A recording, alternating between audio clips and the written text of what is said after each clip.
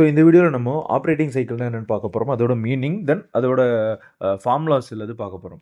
Simple. Operating cycle அப்படின்னா ஒரு business அவங்களோட இன்வெஸ்ட்மெண்ட், அதாவது அவங்க கேஷ் இன்வெஸ்ட் பண்ணியிருப்பாங்கல்ல, அந்த கேஷை எப்போ வந்து அதை வச்சு ரா மெட்டீரியல்ஸ் பை பண்ணி, அதை இன்வென்ட்ரி அதாவது ப்ராடக்ட்ஸாக மாற்றி அந்த ப்ராடக்ட்ஸை மார்க்கெட்டுக்கு எடுத்துகிட்டு போய் சேல்ஸ் பண்ணி, எப்போ அந்த சேல் மூலியமாக அவங்களுக்கு திரும்ப பணம் கிடைக்குதோ அந்த பர்ட்டிகுலர் பீரியடுக்கு பேர் தான் வந்து பார்த்தீங்கன்னா ஆப்ரேட்டிங் சைக்கிள் அப்படின்னு சொல்லுவாங்க. அதாவது ஃபஸ்ட்டு கம்பெனிகிட்ட கேஷ் இருக்கும். அதை வச்சு அவங்க குட்ஸ் பை பண்ணுவாங்க, ரா மெட்டீரியல்ஸ் பை பண்ணுவாங்க. அதை அவங்களோட ஃபினிஷ்டு குட்ஸாக மாற்றுவாங்க. அதை வந்து பார்த்தீங்கன்னா மார்க்கெட்டில் சேல் பண்ணுவாங்க. அந்த சேல் மூலியமா அவங்களுக்கு திரும்ப பணம் கிடைக்கும். இதுதான் வந்து ஒரு ஆப்ரேட்டிங் சைக்கிள்னு சொல்லுவோம். ஸோ இந்த இடத்துல தான் வந்து அவங்க மார்க்கெட்டில் ₹5க்கு குட்ஸ் வாங்கி ₹15க்கு சேல் பண்ணாங்கன்னா, அந்த ₹10 தான் அவங்களோட ப்ராஃபிட் மார்ஜின். ஸோ அந்த ₹10 தான் வந்து பார்த்தீங்கன்னா அவங்க எல்லா எக்ஸ்பென்சஸையும் ஹேண்டில் பண்ணணும். இப்போ இந்த ஆப்ரேட்டிங் சைக்கிள கண்டுபிடிக்கிறதுக்கு ஒரு ஃபார்முலா இருக்கு. அது வந்து பார்த்தீங்கன்னா, inventory period and receivable period. இந்த 2 இன்வென்டரி பீரியட் பிளஸ் ரிசீவபிள் பீரியட வந்து கண்டுபிடிச்சோம்னா, நம்ம ஒரு ஒரு பிசினஸ்க்கான ஆப்ரேட்டிங் சைக்கிள நம்ம கண்டுபிடிச்சிடலாம். ஸோ இங்க இன்வென்டரி பீரியட்னா என்னன்னா, ஒரு ப்ராடக்ட் வந்து பார்த்தீங்கன்னா, ஃபேக்டரியில ரெடி ஆகி, அந்த ப்ராடக்ட் சேல் பண்ற வரைக்கும் வெயிட் பண்ணுது பார்த்தீங்களா?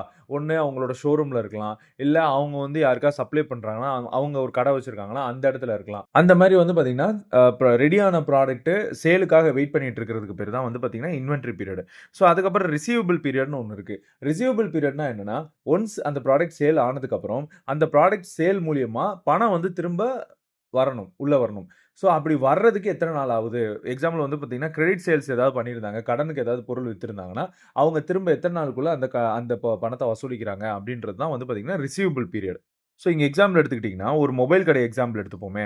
அவரு வந்து பார்த்தீங்கன்னா, இன்வென்டரி வந்து வாங்குறாரு. மொபைல் ஃபோன்ஸ் வந்து ஒரு 1,00,000 வொர்த் ஆஃப் மொபைல் ஃபோன்ஸ் வாங்குறாரு அவரோட ஷோரூம்ல வைக்கிறதுக்கு.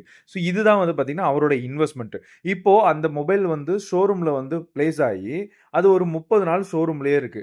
ஸோ ப்ராடக்ட் ரெடி ஆயிருச்சு சேலுக்கு. பட் 30 நாள் சேல் ஆகாம ஷோரூம்லயே இருக்கு. தென் வந்து பார்த்தீங்கன்னா, 31வது நாள் அது சேல் ஆவுது. பட் அவங்க கிரெடிட்ல சேல் பண்றாங்க. ஸோ அந்த கிரெடிட்ல சேல் பண்றதுனால, அந்த பணம் திரும்ப வர்றதுக்கு ஒரு 20 நாள் ஆகும். அதுக்கப்புறம் 20 நாளுக்கு அப்புறம் அந்த பணம் திரும்ப வருது. ஸோ இதுதான் வந்து பார்த்தீங்கன்னா, ஒரு ஆப்பரேட்டிங் சைக்கிள். ஸோ இங்க இன்வென்டரி பீரியட்னா என்ன? இன்வென்டரி பீரியட் வந்து அந்த மொபைல் வந்து ஷோரூம்ல ரெடியான ப்ராடக்ட் ஷோரூம்ல எத்தன நாள் வெயிட் பண்ணுது சேல்ஸுக்காக. ஸோ எங்க எத்தன நாள் வெயிட் பண்ணுது? 30 டேஸ் வெயிட் பண்ணுது. ஸோ 30 டேஸ் வந்து பார்த்தீங்கன்னா, இன்வென்டரி பீரியட். அடுத்து ரிசீவபிள் பீரியட் என்ன? சேலான ப்ராடக்ட்டுக்கு பணம் எத்தன நாள் கழிச்சு வருது. ஸோ இங்க வந்து பார்த்தீங்கன்னா, கிரெடிட் சேல்ஸ் பண்ணியிருக்காங்க. 20 டேஸ்க்கு அப்புறம் அமௌண்ட் ரிசீவ் ஆகுது. அந்த 20 டேஸ்ன்றது வந்து பார்த்தீங்கன்னா, receivable period. So inventory period 30 days plus receivable period 20 days 2யும் டோட்டல் பண்ணோம்னா, ஆப்பரேட்டிங் சைக்கிள் 50 டேஸ். ஸோ இந்த ஆப்பரேட்டிங் சைக்கிள் 50 டேஸ் எத மீன் பண்ணுதுன்னா, அவரோட பணம் அந்த அந்த மொபைல் ஷாப் ஓனரோட பணம் 50 நாள் பிளாக் ஆயிருக்கு. ஸோ 50 நாளுக்கு அப்புறம் தான் அவருக்கு வந்து பணம் ரெக்கவர் ஆகுது. இந்த சைக்கிள் வந்து பார்த்தீங்கன்னா, ரிப்பீட் ஆயிட்டே இருக்கும். ஒரு வருஷத்துல ரிப்பீட் ஆயிட்டே இருக்கும். ஏன்னா, ஆப்பரேட்டிங் சைக்கிள் நம்ம கால்குலேட் பண்றது வந்து பார்த்தீங்கன்னா, 360 டேஸ்க்கு தான் கால்குலேட் பண்ணுவோம். ஒரு வருஷத்துக்கு தான் கால்குலேட் பண்ணுவோம். இம்பார்ட்டன்டான பாயிண்ட்ஸ்ல இருக்கு. அதுல என்னன்னு பார்த்தீங்கன்னா, ஆப்பரேட்டிங் சைக்கிள் ஷார்ட் பீரியடா இருந்துச்சுன்னா, சீக்கிரம் வந்து அமௌண்ட் ரெக்கவர் ஆகும்னு அர்த்தம். ஸோ அது வந்து பார்த்தீங்கன்னா, பிசினஸ்க்கு ரொம்ப தேவை, ரொம்ப அவசியமான விஷயம். இதே வந்து ஆப்பரேட்டிங் சைக்கிள் வந்து பெரிய ஆப்பரேட்டிங் சைக்கிளா இருக்கு. இப்ப 360 டேஸ்க்கு வந்து பார்த்தீங்கன்னா, இதுக்கு முன்னாடி நம்ம பார்த்த எக்ஸாம்பிள் படி 50 டேஸ் தான் ஆப்பரேட்டிங் சைக்கிள் அப்படின்னா, 50 டேஸ்க்குள்ள போட்ட பணம் கையில ரிட்டர்ன் வந்துரும். அதான் அதுக்கான அர்த்தம். இதே வந்து பார்த்தீங்கன்னா, 100 டேஸ் ஆகுது, 150 டேஸ் ஆகுது. ஆனா, பணம் வந்து ஆப்பரேட்டிங் சைக்கிள் வந்து 150 டேஸ் ஆகுது அப்படின்னா, 150 நாள் ஒரு வருஷத்துலனா, பாதி வருஷத்துக்கு அப்புறம் தான் போட்ட பணம் திரும்ப வரும். ஸோ இது வந்து பார்த்தீங்கன்னா, கொஞ்சம் மணி வந்து ஸ்டக் ஆயிருக்கு ஒரு இடத்துல அப்படின்றத மீன் பண்ணுது. இது ரிஸ்கியான விஷயம்னு மீன் பண்ணுது. அதே மாரி இந்த ஆப்பரேட்டிங் சைக்கிளுக்கும், கேஷ் சைக்கிளுக்கும் ஒரு வித்தியாசம் இருக்கு.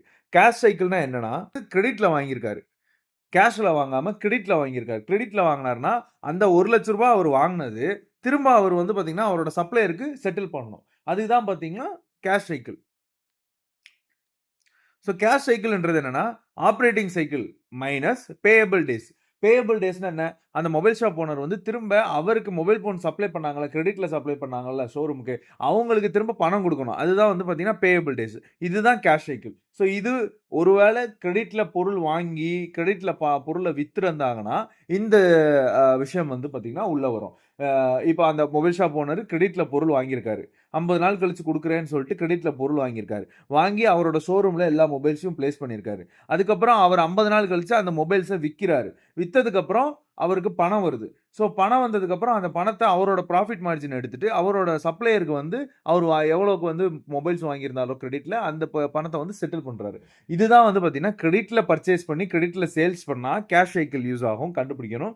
இதே வந்து கேஷ்ல பர்ச்சேஸ் பண்ணி, கிரெடிட்ல சேல்ஸ் பண்ணா நம்மளுக்கு ஆப்பரேட்டிங் சைக்கிள் கண்டுபிடிக்கணும். ஸோ இங்க நம்ம ஆப்பரேட்டிங் சைக்கிள்குள்ள வந்து inventory period and receivable period total பண்ணணும்னு சொல்லியிருந்தோம். அதுக்கான ஃபார்முலா தான் இங்க பார்க்க போறோம். ஸோ இன்வென்டரி பீரியடுக்கான ஃபார்முலா வந்து average inventory divided by cost of goods sold into 360. இந்த 360ன்றது 360 டேஸ். ஸோ ரிசீவபிள் பீரியடுக்கான ஃபார்முலா வந்து பார்த்தீங்கன்னா, average accounts receivable divided by net credit sales into 360. ஓகேங்களா? இங்க ஆவரேஜ் இன்வென்டரினா என்ன? Opening inventory plus closing inventory divided by 2 தான் average inventory.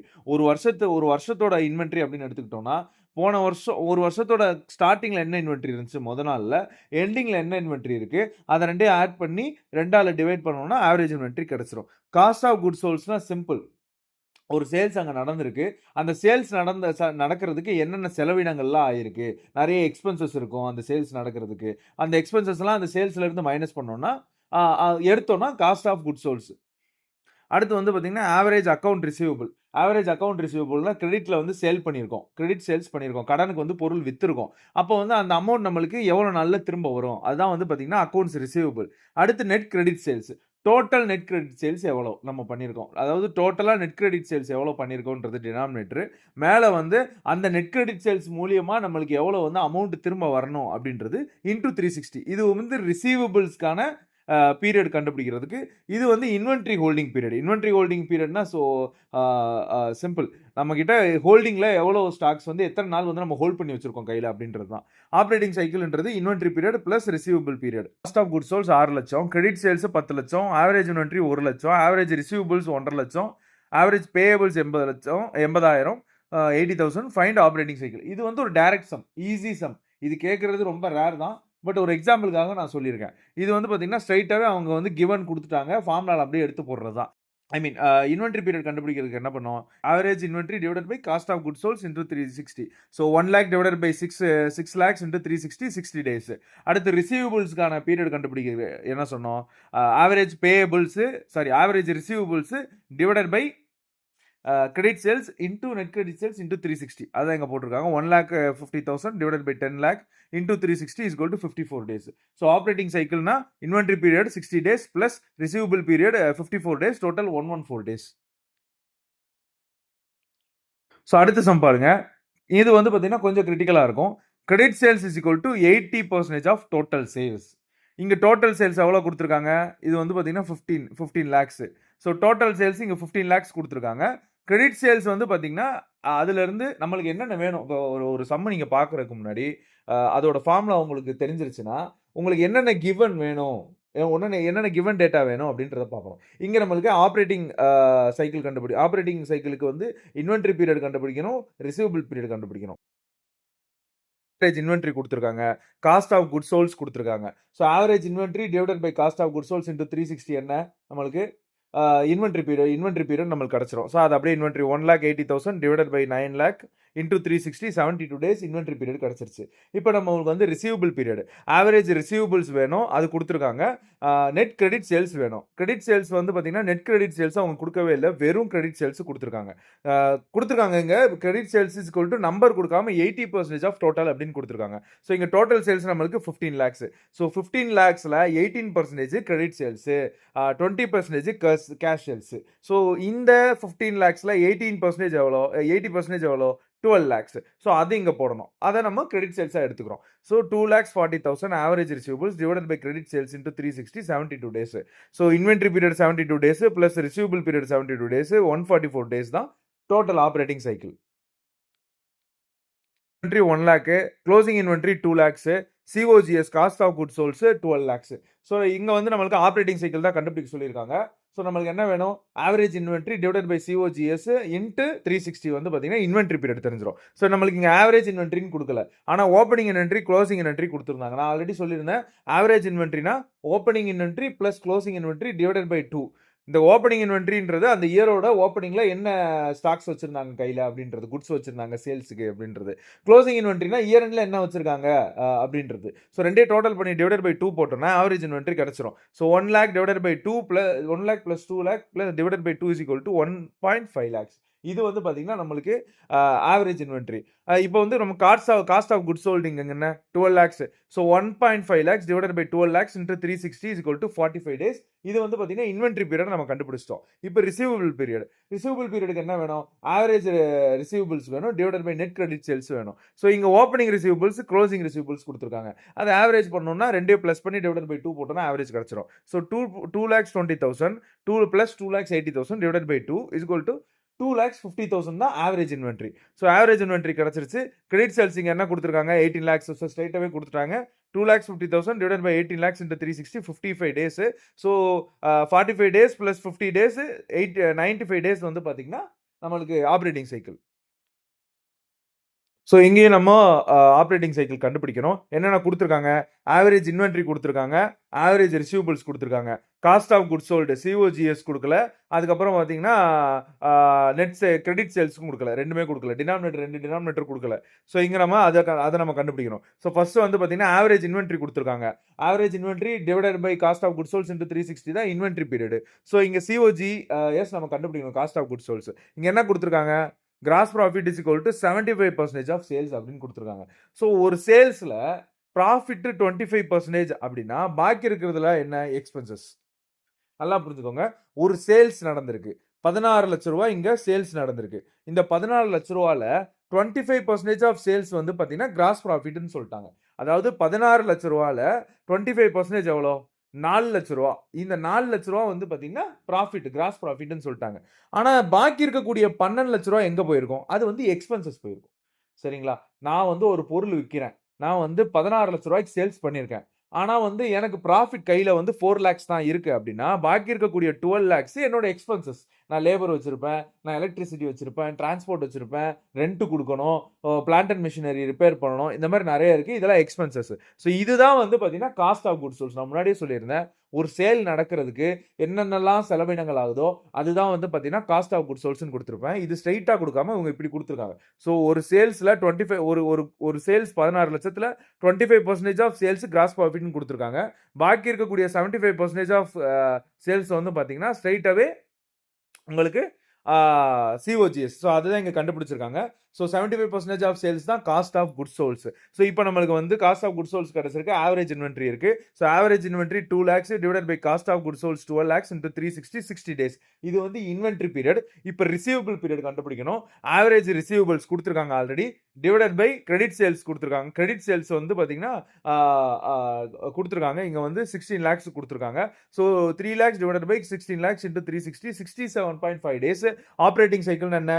Inventory period plus receivable period. So 60 days plus 67.5 days 127.5 days or 128 days. ரெண்டுல ஏதோ ஆப்ஷன்ல கொடுத்துருக்காங்களோ நீங்க செலக்ட் பண்ணிக்கலாம்.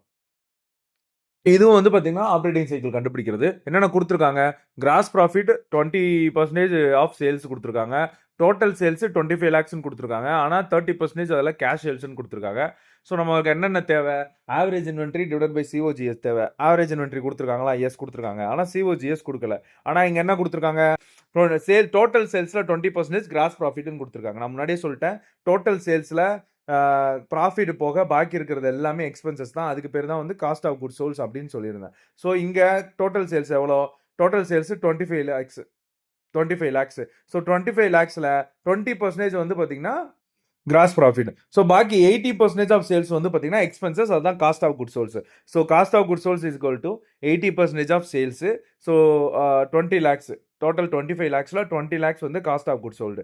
இப்போ வந்து நம்ம இன்வென்ட்ரி பீரியட் கண்டுபிடிச்சிடலாமா? ஏன்னா நம்மள்ட்ட ஆவரேஜ் இன்வென்ட்ரி ஆல்ரெடி இருக்குது 2.5 lakhs. So inventory period is equal to average inventory divided by cost of goods souls into 360. So 2.5 lakhs divided by 20 lakhs into 360 45 days inventory period நம்ம கண்டுபிடிச்சிட்டோம். இப்போ வந்து பார்த்தீங்கன்னா நம்மளுக்கு ரிசீவபிள் பீரியட் கண்டுபிடிக்கணும். ரிசீவபிள் பீரியடுக்கு என்ன வேணும்? ஆவரேஜ் ரிசீவபிள்ஸ் கொடுத்துருக்காங்க ஆல்ரெடி, ஆவரேஜ் ரிசீவபிள்ஸ் கொடுத்துருக்காங்க. அதுக்கப்புறம் வந்து பார்த்தீங்கன்னா நெட் கிரெடிட் சேல்ஸ் வேணும். ஆனா இங்க டோட்டல் சேல்ஸ்னு கொடுத்திருக்காங்க. வெறும் சேல்ஸ்னு கொடுக்கல. வெறும் சேல்ஸ்னு கொடுத்திருந்தா நம்ம கிரெடிட் சேல்ஸ்னு எடுத்துக்கலாம்.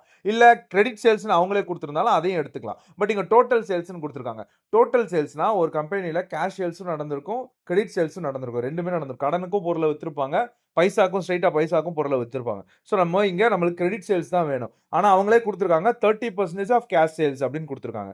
அதாவது இந்த டோட்டல் சேல்ஸ் 25 லட்சத்துல 30% வந்து கேஷ்க்கு சேல் பண்ணது, பாக்கி இருக்கக்கூடிய வந்து 70% வந்து பாத்தீங்கன்னா கிரெடிட் சேல்ஸ் பண்ணது அப்படின்னு கொடுத்திருக்காங்க. ஸோ அதான் இங்க கண்டுபிடிச்சிருக்கோம். Fine credit sales. Credit sales வந்து பாத்தீங்கன்னா 25 lakhsல வந்து 30% கேஷ் சேல்ஸ்னா 70% கிரெடிட் சேல்ஸ். ஸோ 25 lakhsல வந்து 70% 17,50,000 இது கிரெடிட் சேல்ஸ். ஸோ இப்போ நம்மளுக்கு ஆவரேஜ் இன்வென்ட்ரி இருக்கு, ஆவரேஜ் ரிசீவபிள்ஸ் இருக்கு 3,50,000. அதுக்கப்புறம் வந்து பாத்தீங்கன்னா கிரெடிட் சேல்ஸ் வந்து 17,50,000 into 360 is equal to 72 days. So 45 days plus 72 days வந்து பாத்தீங்கன்னா உங்களுக்கு வந்து 117 டேஸ். இதுதான் ஆப்ரேட்டிங் சைக்கிள் 360 டேஸ்க்கு. ஸோ இங்கே நல்லா பார்த்துக்கோங்க, ஆப்ரேட்டிங் சைக்கிள் 360 டேஸ்க்கு கண்டுபிடிக்க சொன்னால் தான் நம்ம 360 டேஸுக்கு கண்டுபிடிக்கணும். 200 டேஸ்க்கு கண்டுபிடிங்க அப்படின்னு சொல்லியிருந்தாங்க. நீங்கள் என்ன பண்ணணும்னா 200 டிவைடட் பை 360 அப்படின்னு போட்டுக்கணும். இந்த இடத்துல வந்து இந்த இடத்துல வெறும் 360 போடாமல் 200 டிவைடட் பை 360, அதாவது 360 நாளில் 200 நாளுக்கு நம்ம கண்டுபிடிக்க போறோம். இதே இவங்க வந்து 100 டேஸ்ன்னு எடுத்திருந்தாங்கன்னா 100 டிவைடட் பை 360, 360 நாள்ல 100 நாளைக்கு என்ன ஆப்ரேட்டிங் சைக்கிள் அப்படின்றத நம்ம கண்டுபிடிக்க போறோம். ஸோ இந்த சம் பாருங்களேன், கொஞ்சம் இன்ட்ரெஸ்டிங்காக இருக்கும். ஸோ இங்கே வந்து ஓப்பனிங் இன்வென்ட்ரி, க்ளோசிங் இன்வென்ட்ரி கொடுத்துருக்காங்க. ஆவரேஜ் இன்வென்ட்ரி கண்டுபிடிச்சிடலாம். சிஓஜிஎஸ் கொடுத்துட்டாங்க, ஸ்ட்ரைட்டாக போட்டுக்கலாம். Opening inventory plus closing inventory divided by 2, 1,20,000, 1,80,000 divided by 2, 1,50,000. So into 360 days, 1,50,000 divided by 9 lakhs into 360, அதாவது average inventory divided by cost of goods souls into 360, 60 days. Already அவங்க receivable period ஒரு 60 days கொடுத்துருந்தாங்க. So 60 + 60 120 days operating cycle. இது வந்து 6 டைம்ஸ்னு கொடுத்துருக்காங்கன்னா ஒரு வருஷத்துல 6 தடவை பழைய ஸ்டாக்கை சேல் பண்ணி புது ஸ்டாக் வாங்குறாங்க அப்படின்னு அர்த்தம். ரிசீவபிள் டர்ன் ஓவர் ரேஷியோ அப்படின்னா ஒன்றும் கிடையாது, சேல்ஸ் ஒரு வருஷத்துல எத்தனை வந்து கிரெடிட் சேல்ஸ் பண்ணி எத்தனை தடவை கேஷாக அதை கன்வெர்ட் பண்ணுறாங்க அப்படின்னு அர்த்தம். ஸோ ஒரு வருஷத்துக்கு 8 தடவை கிரெடிட் சேல்ஸ் பண்ணி 8 தடவை கேஷாக அதை கன்வெர்ட் பண்ணுறாங்க அப்படின்னு அர்த்தம். அடுத்து பேயபிள் டர்ன் ஓவர் ரேஷியோ. இது சிம்பிள், ஒரு வருஷத்துக்கு எத்தனை தடவை கிரெடிட் பர்ச்சேஸ் பண்ணி கேஷை வந்து திரும்ப கொடுக்குறாங்க, சப்ளையருக்கு திரும்ப கொடுக்குறாங்க அப்படின்னு அர்த்தம். ஸோ இங்கே 10 டைம்ஸ்னு, ஸோ ஒரு வருஷத்துல 10 தடவை வந்து பார்த்தீங்கன்னா கிரெடிட் பர்ச்சேஸ் பண்ணுறாங்க, அதை வந்து 10 தடவை நம்மளுக்கு கிரெடிட் பேமெண்ட் பண்ணுறாங்க. அதுதான் இந்த கேஷோட receivable turnover ratio, payable turnover ratio, stock turnover ratio. இப்போ நம்மளுக்கு ஆப்ரேட்டிங் சைக்கிள் கண்டுபிடிக்கணும் இதுலேருந்து. ஸோ நம்மளுக்கு இன்வென்ட்ரி பீரியட் வேணும், ரிசீவபிள் பீரியட் வேணும். நம்மளுக்கு வந்து பேயபிள் டர்ன் ஓவர் நம்மளுக்கு தேவை கிடையாது, சரிங்களா? இங்கே வந்து ஒரு கன்ஃபியூஷனுக்காக கொடுத்துருக்காங்க, அதனால அது தேவை கிடையாது. இங்கே வந்து 6 டைம்ஸ் அப்படின்னா ஒரு வருஷத்துக்கு 6 டைம்ஸ் அப்படின்னா மொத்தம் எத்தனை நாள்? ஒரு தடவை கன்வெர்ட் ஆகுறதுக்கு, ஒரு டைம் கன்வெர்ட் ஆகுறதுக்கு எத்தனை நாள்? மொத்தம் ஒரு வருஷத்துக்கு 360 நாள்.